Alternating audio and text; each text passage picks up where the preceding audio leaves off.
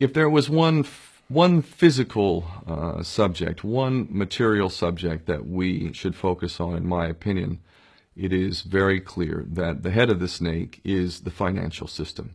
We can argue till the end of time about who runs the world. Is it the Jesuits? Is it the reptilians? Is it the Illuminati? Is it the Freemasons? We can go on and on and on and on about this. But I don't think it is reasonable to even begin arguing about the mechanism that is used to exert this control. The mechanism is finance. The whole point of finance is to indebt, otherwise to enslave. What is a mortgage? I mean, what does that stand for? It's a death grip.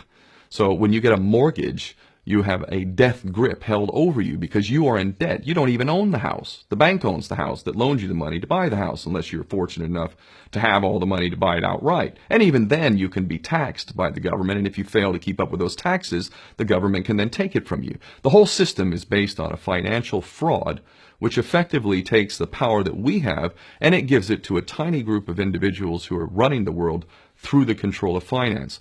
With the infinite supply of money that we have allowed them to take, they have literally an infinite supply of money, and with that money, and from their psychopathic point of view, they have bought everything and everyone who can be bought. So those of us who cannot be bought, because we operate on a level that goes way beyond the material, we are not rewarded for such behavior. We are punished for such behavior. And the most slovenly, disgustingly criminal, pedophilia, corrupt moral individuals, those are the ones that are rewarded in this system, which is upside down. We reward the pedophiles, we reward the corrupt, we reward the liars, we reward the people with no morals at all, and usually we compromise them under this system in terms of maybe a videotape. Maybe Barack Obama is gay. The we have videotape of him having sex with another man, or perhaps some other acts that may be not so popular amongst many of the electorate. Or maybe we have videos of political leaders having sex with little boys or little girls. If I was in charge of the world and I was a psychopath and completely drunk on my own power, you can bet damn sure that's what I would do.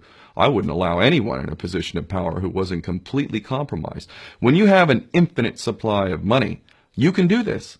Take that supply of money away, take that power back, put it in the hands of the people, get rid of fractional reserve banking, which is an obscenity in itself. Listen to the lessons of Jesus Christ. If you're a Christian who got really pissed off when he went to the temple and he saw what the money changers were doing, let's take back control of the issuance of money, and not just on a national level. I'm happy to see in Denmark that you have your own currency. You don't have the euro. But on every country's level, they should be issuing their own currency in a transparent, non-usury based way in which it really, truly benefits the people. And in that way, we can literally free ourselves of the banking debt which is drowning us all, and we can stop scrambling for the crumbs from the table of these filthy rich psychopaths and live in a state of abundance just by changing this one thing. And I'm not just talking about abundance for Western nations who have an artificially inflated value with their currencies. We all in the West are guilty of having that reward while the rest of the world is sucking on it. Every nation in the world can use a sensible financial policy to liberate themselves, to have world-class education, infrastructure. Everything that a healthy society would require can be had in the worst, most corrupt African country, in any part of the world. We can all have that if we simply change that one thing. John F. Kennedy did that about 6 months before he was taken out. He issued United States notes as opposed to Federal Reserve notes. I can assure you the powers that be knew the power of that act, and they took him right out. So the bottom line is, if we as people understand this very simple principle, just this one thing, change this one thing, we can solve every other problem you can name. I don't care what the problem is.